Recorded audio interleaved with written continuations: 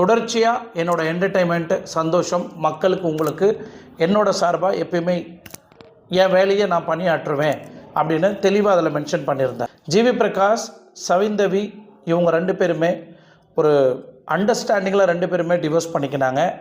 இதை சார்ந்து இவங்க 2 பேர்கிட்டையும் ஒரு இன்டர்வியூ ஒப்பீனியனில் கேட்கும் போது இவங்களும் ஒரு தவறான கருத்து கொடுக்கல, ஜிவி பிரகாஷும் கருத்து கொடுக்கல.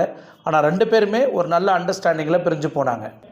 நாக சைத்தன்யா, சமந்தா இவங்களோட டிவோர்ஸ் பிரச்சனையும் உலகமே பேசப்பட்டது. ஒரு மியூச்சுவல் அண்டர்ஸ்டாண்டிங்கில் 2 பேருமே பிரிஞ்சு கல்யாணம் பண்ண சில காலத்திலேயே 2 பேருமே டிவோர்ஸ் பண்ணிட்டாங்க. நம்ம தலைவர் சூப்பர் ஸ்டாரான ஐஸ்வர்யாவுக்கும் தனுஷ் அவர்களுக்கும் ஒரு மியூச்சுவல் அண்டர்ஸ்டாண்டிங்கில் டிவோர்ஸ் நடந்துகிட்டு இருந்தது.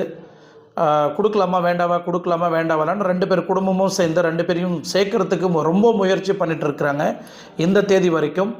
பட் இவங்களும் ரொம்ப நாள் பிரிஞ்சு வாழ்ந்துட்டுருக்குறாங்க. ஆனால்